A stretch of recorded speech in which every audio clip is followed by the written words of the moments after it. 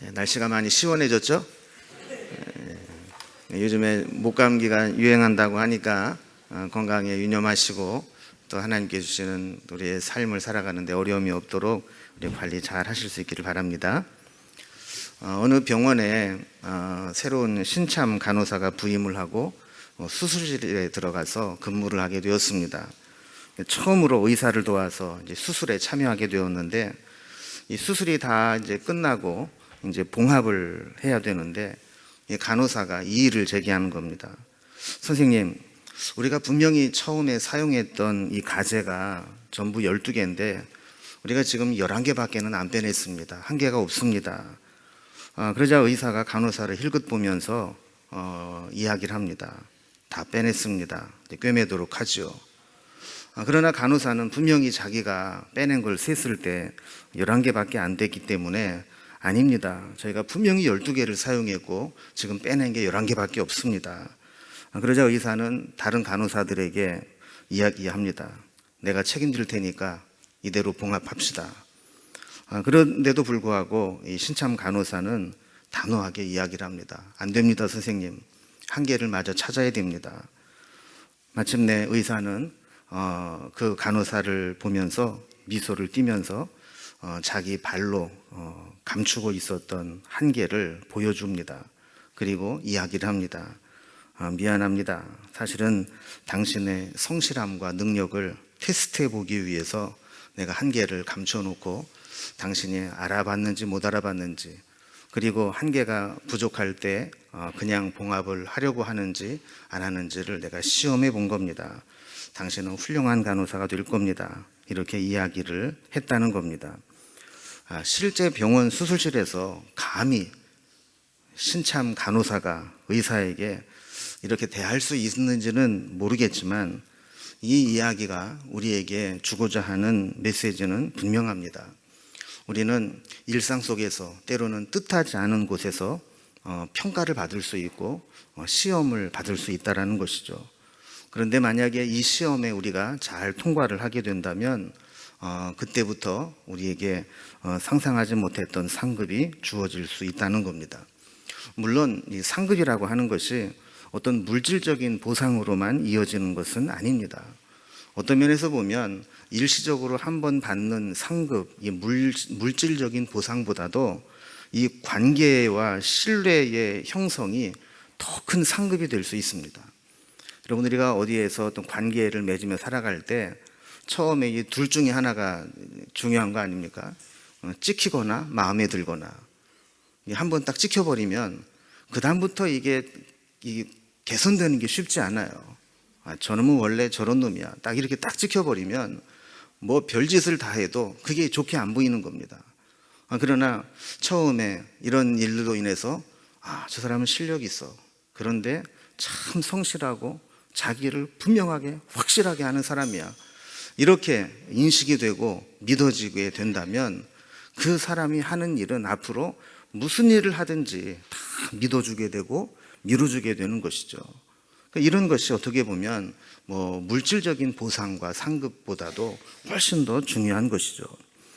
우리는 지난 시간에 이 아브라함이 사랑하는 아들 독자 이삭을 번제로 드리라는 하나님의 시험에 멋지게 통과하는 모습을 살펴보았습니다. 어려운 시험일수록 그것을 통과하고 난 후에 돌아오는 상급과 영광은 큽니다.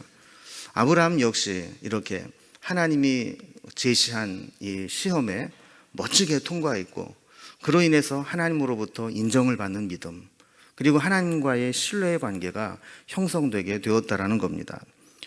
시험은 소극적인 시험과 적극적인 시험으로 나눌 수 있습니다. 이 소극적인 시험이라고 하는 것은 내가 뭘 적극적으로 죄를 짓는 게 아니라 수동적으로 상황과 환경이 어려워지게 되면서 겪게 되는 시험입니다. 예를 들어서 내가 믿음으로 살려고 그렇게 애를 쓰는데도 경제적으로 잘 풀리질 않습니다. 기도하고 어떤 일을 시작했는데 일이 뜻대로 되질 않습니다. 살아가면서 크고 작은 문제들을 만나게 됩니다. 이럴 때 우리는 계속해서 믿음으로 견디고 버틸 거냐, 아니면 세상 방식대로 살 것이냐 하는 그런 시험을 만나게 되는 것이죠. 그러나 적극적인 시험도 있습니다. 우리의 욕망과 교만한 마음을 부추기고 때론 우리의 연약함과 약점을 충동질시켜서 죄를 짓게 만드는 것이죠. 이런 적극적인 시험은 악한 영이 의도적으로 우리에게 접근을 해서 가만히 있는 우리를 막 충동질시키고 이 미혹을 해서 결국은 흔들어서 웬만한 사람은 그 흔들림을 견디지 못하고 넘어지게 되는 그런 시험이죠. 어떻게 보면 아브라함이 당한 이 시험은 소극적인 시험이라기보다는 적극적인 시험입니다. 하나님께서 시험을 하실 때 적극적으로 내 아들을 번제로 드려라 하는, 거부할 수 없는, 그가 그렇게 사랑하는, 그렇게 마음속에 품고 눈에 넣어도 아프지 않고 두고 보기에도 얼굴 다를까 봐 아까운 그런 아들을 번제로 드려라, 그것도 잔인하게 죽여서 바쳐라 하는 그 시험 앞에 아브라함은 순종했고 시험을 통과했던 것입니다. 자, 결국 하나님은 아브라함이 진짜로 자기 아들을 잡으려고 할 때 하나님이 먼저 다급해서 하나님의 사자를 보내서 급하게 막으셨고, 미리 예비해 두신 숫 양을 발견하게 하시면서 그것으로 대신 번제를 드려라 이렇게 말씀을 했습니다. 자, 그런데 오늘 이제 본문에 보면 그것보다 더 중요한 것이 아까 말씀드린 것처럼 하나님께 인정을 받고 하나님과의 신뢰의 관계가 온전히 형성되었다라는 겁니다. 그래서 12절 말씀에 보면 내가 내 아들 내 독자까지도 내게 아끼지 아니하였으니 내가 이제야 네가 하나님을 경외하는 줄을 아노라 그랬습니다. 여러분, 그러니까 하나님께서 아브라함에게 독자 이삭을 바쳐라 했던 것은 이삭을 죽이는 데 목적이 있는 게 아닙니다. 아브라함이 어디까지 하나님의 말씀에 순종할 수 있느냐, 이거를 확인해보고 증명하는 데 있었던 것이죠.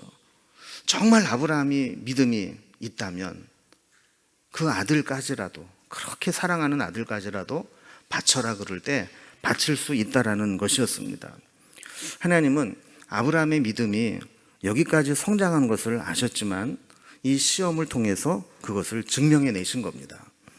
하나님께서는 아브라함을 통해 민족을 번성케 하시겠다고 약속하셨고 그것을 준비시켰습니다. 그러나 그 축복을, 그 약속을 정말 받아 누리느냐 하는 것은 아브라함의 믿음과 순종에 달려 있었죠. 아브라함은 믿음으로 그 시험을 통과하고 하나님의 약속을 받기에 합당하다라는 것을 증명해 냈습니다. 자, 오늘 본문은 이렇게 멋지게 시험을 통과한 후에 하나님의 사자가 다시 아브라함을 찾아온 사건으로 기록되고 있습니다. 두 번째 아브라함에게 임하셨는데 이것은 시험하기 위해서가 아니라 상급을 주시고 복을 주기 위해서 찾아오신 것입니다. 하나님께서는 이 약속을 지키시기 위해 친히 하나님의 이름으로 보증하셨습니다. 16절에 보면 여호와께서 이르시기를 내가 나를 가리켜 맹세하노니 그랬어요. 여러분, 우리는 보통 맹세할 때 자기보다 높고 큰 존재를 걸고 맹세를 하잖아요. 그런데 하나님보다 더 크고 위대하신 분은 없어요. 하나님이 내 엄마 걸고 맹세할게 이럴 수 있는 것도 아니고, 하나님이 맹세할 수 있는 것은 오직 하나님 자신뿐, 하나님 자신의 이 영화로운 이름을 걸고 맹세하는 것이죠. 자, 그러면서 그 내용이 17절에 나옵니다. 내가 네게 큰 복을 주고 내 씨가 크게 번성하여 하늘의 별과 같고 바닷가의 모래와 같게 하리니 내 씨가 그 대적의 성문을 차지하리라 그랬습니다. 여기 보면 두 가지의 복을 약속하시는데, 첫 번째는 아브라함의 씨가 크게 번성해서 하늘의 별과 같이 바다의 모래와 같이 많게 해줄 거라는 겁니다. 자, 그리고 두 번째 축복은 모든 대적의 성문을 차지할 것이다. 이것은 단순히 숫자만 많이 차지하는 게 아니라 힘과 권세 있는 민족이 될 거라는 것이죠. 자, 그리고 하나님의 맹세는 18절에서도 이어집니다. 또 내 씨로 말미암아 천하 만민이 복을 받으리니 이는 네가 나의 말을 준행하였음이니라 하셨다 하니라 그랬어요. 자, 그러니까 이 아브라함은 이 믿음의 시험을 이겨내면서 아브라함만 복을 받은 게 아니라 아브라함의 아들 이삭, 그 후손들까지 복을 받고, 더 나아가서는 아브라함의 자손들로 인해서 천하 만민이 다 복을 받게 하겠다. 이것이 하나님의 큰 계획이라는 거예요. 여러분, 우리는 이 세상을 살아갈 때 이 말씀을 통해서 우리가 어떤 삶을 살아가야 되는지에 대한 분명한 원칙을 가지고 살아갈 필요가 있습니다. 우리는 세상과 싸워서 이기고 남의 것을 빼앗아서 잘 사는 존재가 아닙니다.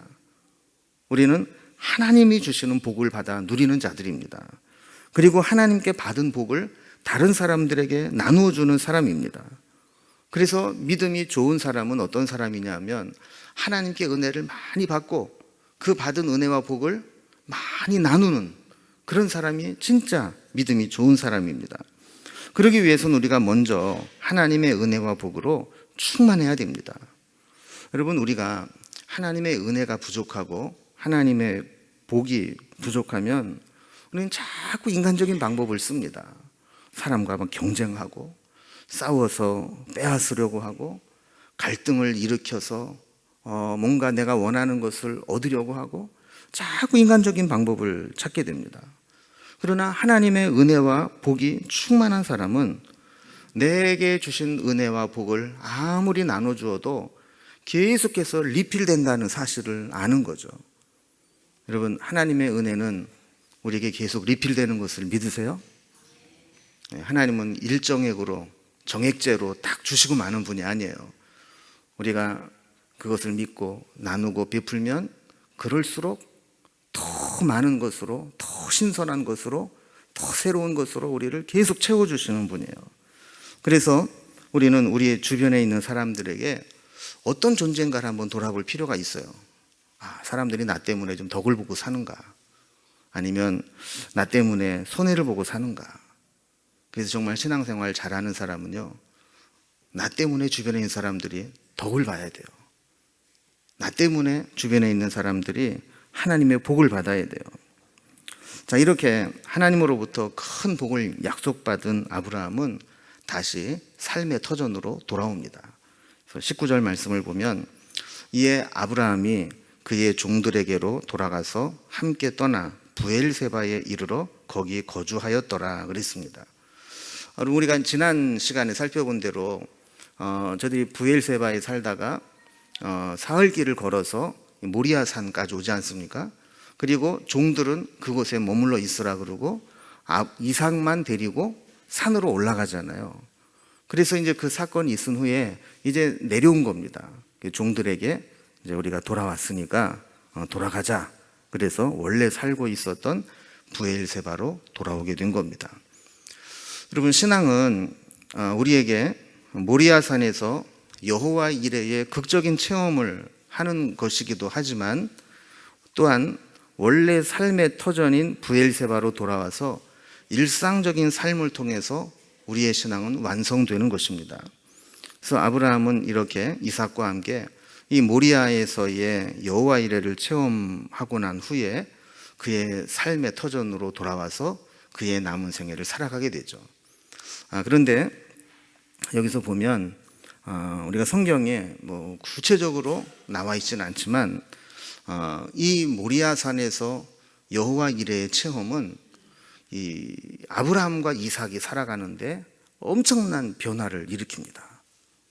우리가 나중에 살펴보겠지만, 여러분, 이삭과 같은 경우도 이삭이 잘하는 게 우물 파는 거잖아요.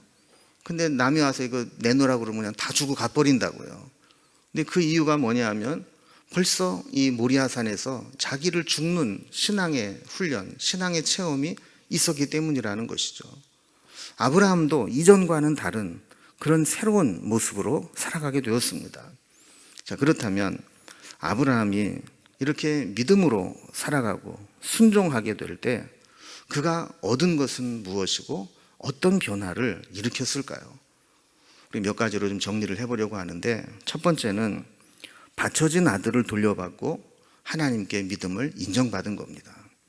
자, 이 부분은 우리가 아까 서론 부분에 이미 살펴본 부분이기 때문에 길게 설명은 안 드립니다. 자, 하나님은 아브라함에게 이삭을 번제로 드리라고 하셨죠. 그런데 실제로 드리려고 하니까 하나님이 못 드리게, 못 죽이게 막으셨죠. 그리고 아들을 다시 살려주신 거예요.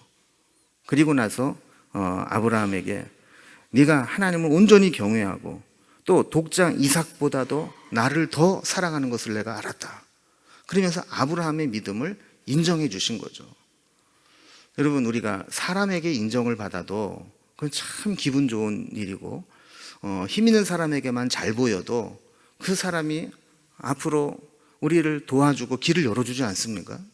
그런데 하나님께 인정받고 하나님께서 우리를 잘 봐주신다면 하나님이 우리 앞길을 왜 안 열어주시겠느냐는 거예요. 그러니까 아브라함은 이때부터 하나님께 인정받는 믿음, 하나님께서 믿어주시고 챙겨주시는 사람, 이렇게 되는 것이죠. 자, 두 번째로 아브라함은 이 사건을 통해서 무엇을 하든지 하나님께서 우리를 위해 준비해 주신다는 것을 믿는 신앙을 갖게 되었다는 겁니다. 하나님께 모든 것을 맡기고 하나님 말씀대로 순종하면 하나님께서는 여호와 이레로 우리를 인도하십니다. 때로는 우리가 알지 못하는 예비하심을 체험하게 됩니다. 여러분, 우리가 기도할 때 지금 당장 있는 문제만 갖고 기도하는 게 아니잖아요. 때로는 몇 달 후에, 때로는 1년 후에, 때로는 몇 년 후에, 또 심지어는 몇십 년 후의 일들도 기도한다고요. 그 이유가 어디에 있습니까? 우리가 이렇게 미리 기도하는 것은 여호와 이레의 하나님을 믿기 때문이에요. 우리가 믿음으로 기도하고 기도를 심어 놓으면 하나님께서 때가 되면 그때 미리미리 다 준비해 놓으시고 예비해 놓으신다라는 사실을 믿기 때문입니다. 자, 우리도 마찬가지입니다. 이런 여호와 이레를 체험하고 나면 기도하는 것이 재미있고 또 하나님께서 우리 인생에 미리 예비해 두셨던 것을 짠 하고 보여주시는 것, 그것을 우리가 기대하며 살아가게 되는 겁니다. 여러분, 심지어는 하나님께서 내가 이해할 수 없는 것, 이해되지 않는 것들을 요구하시고 또 받아들이기 힘든 것들을 내게 요구하실 때에도 이 여호와 이레의 하나님을 체험한 사람들은 이 고난의 터널을 지나고 나면 하나님께서는 내가 상상하지 못했던 어떤 것을 예비해 두셨을 것이다, 이런 믿음을 갖게 되는 겁니다. 여러분, 우리가 그런 체험들이 많이 있잖아요. 우리가 지금 당장 어려운 시간을 겪을 때에는 정말 답답하고 힘들고 막 죽을 것 같지만, 그러나 그 고난의 터널을 다 지나고 나면 우리가 상상하지 못했던 하나님의 섭리를 발견할 때가 있어요. 여러분, 우리가 겪는 신앙의 문제도 이런 일을 들을 때가 많습니다. 우리가 살아가면서 이해할 수 없는 도저히 미스테리와 같은 그런 문제들을 만날 때 우리가 어떻게 흔들리지 않고 끝까지 하나님을 신뢰할 수 있느냐 하는 겁니다. 여러분, 아브라함도 그랬지 않습니까? 어떻게 이 아들을 바치란 얘기냐, 이런 시험을 당했을 때 아브라함은 그 상황 가운데서도 믿음으로 순종을 했어요. 여러분, 내게 가장 소중한 것, 가장 중요한 것을 포기하고 체험한 신앙은 하나님 앞에 어떤 것도 순종할 수 있는 믿음을 갖게 합니다. 여러분, 자기 아들을 포기했는데, 자기 아들을 드리려고 했는데 뭔들 못 드리겠어요. 이 믿음을 갖게 될 때 하나님은 아브라함에게 여호와 이레를 체험하게 하셨고, 이 여호와 이레의 신앙은 그 앞으로 살아가는 내내 하나님께서 예비하실 것이다. 여러분, 아까도 말씀드렸지만 이삭이 어떻게 그 소중한 생명줄과 같은 우물을 쉽게 넘겨주고 다른 데로 갈 수 있겠어요? 다른 곳에 가도 하나님이 또 파면 물 나오게 하실 것이다, 이것을 알았기 때문에 그런 거 아닙니까? 여러분, 우리도 마찬가지입니다. 우리도 하나님께 순종하고 내 가장 소중한 것을 드리는 훈련이 되어 있는 사람은 두려울 게 없어요. 어디를 가든지 하나님께서 미리 예비하실 것을 굳건히 믿게 되는 것이죠. 세 번째로 이것을 다른 말로 표현하면 부활신앙을 갖게 되었다라는 거예요. 신약에서는 이 아브라함의 그 신앙을 부활의 신앙에 비유하는 것을 보게 됩니다. 사실 구약에서는 이 부활에 대한 확신이 없었기 때문에 이것을 그렇게 비유한 곳이 별로 없지만, 신약에서는 아브라함의 믿음을 이야기하면서 부활의 신앙으로 설명하는 것을 보게 돼요. 그러니까 아브라함과 이삭은 죽음을 뛰어넘는 신앙을 체험한 겁니다. 그러니까 저들이 만난 시험은 생명이 걸린 문제였어요. 여러분, 우리가 여러 가지 시험을 당할 때 누가 그러더라고요. 물질로 당하는 시험은 제일 약한 거라고. 여러분, 그렇지 않아요? 우리가 사실 돌아보고 나면 정말 속이 쓰리고 아프고 막 죽을 것 같지만, 가만히 돌아보면 이 물질로 당하는 시험은 제일 약한 거라는 거예요. 그리고 우리 신체적으로 우리가 어떤 질병에 걸리거나 장애를 갖게 되거나 아니면 자녀들이 어떻게 되거나 뭐 이런 거에 비하면 돈 좀 날아가는 게 낫죠. 그러나 시험 중에서 여러 단계의 시험이 있어요. 정말 힘든 거는 사람과의 관계 아닙니까? 사람과 막 힘들고 막 갈등을 겪고 얼마나 힘이 들어요. 그런 어떻게 보면 그 마지막 단계의 시험이 뭐냐 하면 생명이 걸린 거예요. 왜 그래요? 다른 시험은 다 잃어버리고 다 망해도 다시 시작할 수가 있어요. 그런데 생명이 걸린 문제는 죽으면 그냥 그만이에요. 다음 시험이라는 게 없어요. 그래서 난이도로 따져도 가장 어려운 난이도고, 단계로 볼 때에도 가장 마지막 단계의 시험이 생명이 걸린 시험이라고요. 그런데 아브라함과 이삭은 이 시험을 이겨냈어요. 죽음이 끝이 아니라는 것을 머리로만 아는 것이 아니라 직접 이 시험을 통과하면서 체험하게 된 겁니다. 그러니까 아들을 번제로 바치려는 아브라함에게도, 그리고 제물로 죽어야 되는 이삭에게도 이 시험은 생명이 걸린 시험이었어요. 여러분, 우리는 이제 성경을 다 알고 있기 때문에 결과를 미리 알고 이런 내용을 읽어도 당연하게 읽지만, 여러분, 사실 아브라함이나 이삭의 입장에서는 이 시험에 얼마나 깊은 갈등이 있었겠어요. 얼마나 순간적으로 깊은 고민을 했겠어요. 그러나 그들이 결국 순종하게 되었던 것은 하나님께서 주신 생명, 하나님 주신 약속, 이것은 죽음으로 끝나지 않을 것이라는 믿음 때문이었습니다. 왜 그래요? 하나님이 아브라함과 사라를 통해서 그의 후손을 주시겠다 분명히 약속을 했는데, 이 약속으로 얻은 이삭이 죽으면 그 약속이 다 깨져버리는 거 아닙니까? 그렇다면 하나님께서 죽은 자를 살리시든지 아니면 죽기 전에 다른 방법을 취해 주시든지 하나님이 그렇게 하실 것이라는 믿음이 있었다는 거죠. 여러분, 그게 부활신앙으로 이어지게 된 겁니다. 죽음으로 끝나게 될 때 하나님의 약속은 파기될 수밖에 없었고, 또 하나님은 절대로 하나님이 하신 약속을 파기하시는 분이 아니기 때문에 설령 이삭을 죽이려고 한다 할지라도 하나님이 어떻게 하실 것이다, 설령 죽어도 다시 살리실 것이다, 이 믿음이 있었다라는 거예요. 그래서 그럼 가만히 보면은요, 누가 믿음이 좋으냐 하면 큰 시험을 이겨낸 사람, 큰 시험을 겪은 사람은 웬만한 짜잘한 시험은 우습게 넘긴다고요. 그런데 이게 없는 사람은 조금만 어려움이 와도 그냥 난리가 나는 거예요. 이 아브라함은 이렇게 하나님께 인정받는 신앙을 갖게 되었고, 여호와의 이레로 예비하시는 것을 체험하게 되었고, 더 나아가서는 우리의 인생의 가장 궁극적인 문제인 죽음의 문제를 초월한 부활의 신앙을 갖게 되었다라는 겁니다.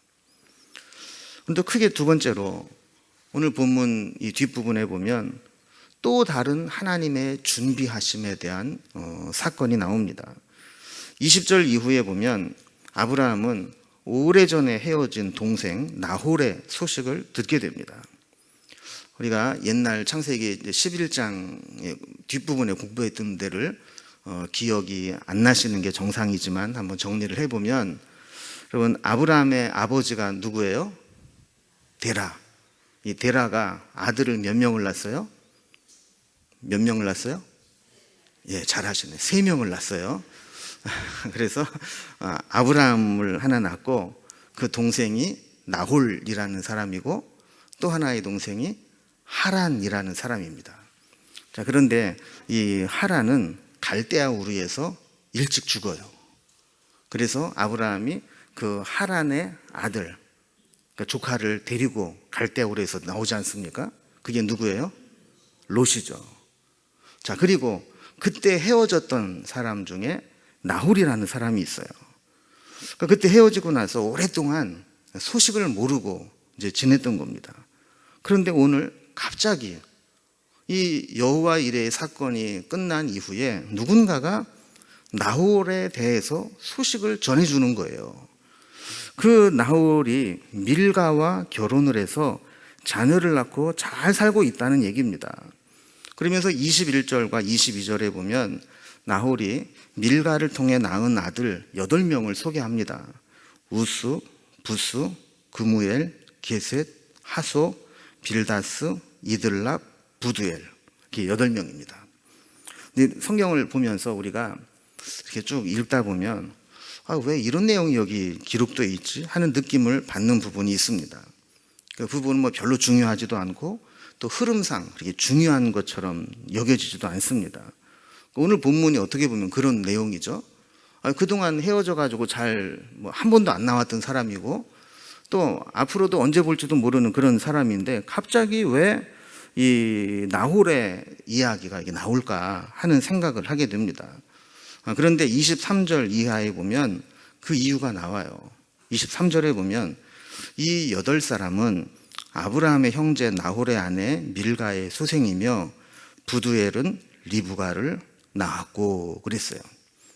지금 성경이 나홀의 얘기를 하고자 하는 게 아니라 사실은 나홀을 통해서 무슨 얘기를 하려고 하냐면 나홀의 막내 아들 부두엘 얘기를 하려고 하는 거예요. 여러분, 부두엘이 딸을 낳는데 이 딸이 누구라고요? 리브가. 여러분, 리브가가 어떤 사람이에요? 이삭의 아내가 되고 아브라함의 며느리가 될 사람이잖아요. 여러분, 어떻게 보면 이 구절은 창세기 22장에 면면이 흐르는 여호와 이레의 사상과 절묘하게 연결됩니다. 여러분, 여호와 이레, 여호와께서 준비하심, 이런 뜻이잖아요. 여러분, 하나님께서는 이삭의 아내를 이렇게 미리 준비해 놓으신 겁니다. 이 당시 밀가의 소식을 듣고 또 두루두루 리브가에 대한 소식까지 들었지만, 여러분, 당시에는 이 아브라함이 그 리브가가 장차 내 며느리가 될 거다, 내 아들 이삭의 아내가 될 거다, 이걸 상상이나 했겠어요?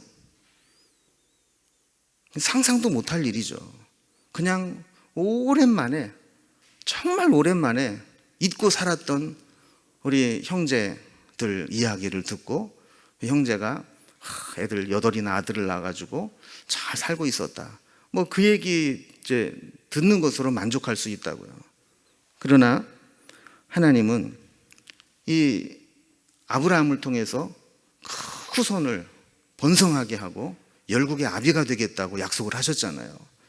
그 약속이 이루어지려면 이삭도 애를 낳아야 돼요. 그러니까 하나님은 벌써 아브라함에게만 이 약속을 주신 것이 아니라 이삭을 주셨고 이삭의 아내가 될 사람까지도 미리 이렇게 준비하셨다라는 것을 살짝 보여주는 겁니다. 여러분, 마치 소설이나 그 희곡 같은 데 보면 앞으로 발생할 사건에 대해서 미리 그와 관련된 일을 넌지시 비춰 보이는 일이 있어요. 이걸 뭐라고 그러죠? 복선이라고 그러죠. 그래서 이제 소설이나 희곡이나 또 이런 것들, 드라마 같은 걸 보면 일이 전개되다가 뭐 우연히 누군가 이렇게 부딪히게 되고 뭐 말을 한번 하고 지나가게 되는데 이게 나중에 보면 그게 결정적인 이 요인이 되는 그런 경우가 있어요. 이런 걸 복선이라고 하는 거죠. 오늘 본문도 보면 그런 성격이 있는 거죠. 느닷없이 왜 갑자기 연락도 없던 그 친척에 대한, 형제에 대한 이야기가 나오고 거기에 이 부두엘의 딸 리브가까지 소식이 전해질까? 사실 만약에 성경이 여기까지만 딱 끊어져 있다면 뭔 얘기인지를 몰라요. 그런데 나중에까지 우리가 성경을 쭉 보면 하나님이 지금 벌써 이때 이삭이 죽음에서 이 죽음의 시험을 이기고 났을 때 하나님은 아브라함뿐만 아니라 이삭의 아내를 예비하시고 그 이삭의 아내 리브가를 통해서 이렇게 하나님의 약속을 성취하시려는 계획을 보여주실 거구나, 이거를 깨닫게 된다라는 겁니다. 여러분, 이삭에게 리브가가 중요한 것은 이렇게 하나님의 약속하신 축복이 성취되어 가는 그 대상이 되기 때문입니다. 그런데 우리가 한 가지 좀 보면 하나님의 약속은 단시간 내에 반짝하고 이루어지는 게 아니었어요. 아브라함에게는 이삭 한 명이 있었죠. 아들이 많지도 않아요. 달랑 하나예요. 근데 그 이삭이 아들을 몇 명을 낳아요? 거기도 애를 못 낳다가 겨우 애를 임신을 했는데 쌍둥이네. 그래서 야곱과 에서를 낳잖아요. 근데 에서는 이 들나귀처럼 지멋대로 돌아다니는 놈이라 이 약속을 유업으로 받지 못해요. 야곱밖에는 못 받아요. 자, 여기까지 보면 이게 진짜 어느 천년에 하나님의 약속이 이루어질까, 이런 생각이 들잖아요. 그런데 이 야곱이 우째우째 해가지고 애를 몇 명을 낳습니까? 아들을 12명을 낳아요. 그리고 이 12명이 12지파의 조상이 돼요. 그리고 요셉이 애굽으로 팔려가고 난 다음에 그곳에 온 집안이 내려가지 않습니까? 거기에서 430년이 있다 나오는 사이에 그 아브라함의 자손이 남자 장정만 60만 명이 돼요. 어마어마하게 번성을 하게 된 거죠. 그래서 저도 처음에 이 성경을 읽을 때 좀 답답했어요. 하나님이 아브라함을 통해서 열국의 아비가 되게 하고 뭐 하늘의 별과 같이 바다의 모래같이 그 많은 후손을 주시겠다 약속을 하셨으면 아브라함에게도 막 애를 그냥 막 주시고 막 쌍둥이를 막 낳고 이랬으면 좋겠다 싶은데 가만히 생각하니까 사라가 안 돼요. 나이가 많아가지고 쌍둥이 낳으면 안 돼요. 어쨌든 이제 달랑 하나 이삭 주셨어요. 그리고 나서는 또 조금 있다가 또 야곱 하나 건지고, 그리고 나서 거기에서 이제 12명이 나오고 이러면서 이제 하나님의 약속이 번성하게 되는 거죠. 더 중요한 것은 혈통적으로 이스라엘 백성들이 많아지는 것보다 영적으로 큰 민족을 이루게 된다는 겁니다. 아브라함은 히브리인의 조상이 될 뿐만 아니라 모든 믿는 자의 조상이 되었습니다. 그래서 우리도 영적으로는 아브라함의 후손이 되는 겁니다. 이런 말이 있죠. 사과 한 개 속에 있는 씨는 셀 수 있지만 그 씨 속에 들어있는 사과의 열매는 셀 수 없다. 어떤 면으로 본다면 아브라함에게 주신 이삭, 이것은 하나의 사과나무에 있는 사과 열매와 같은 것이죠.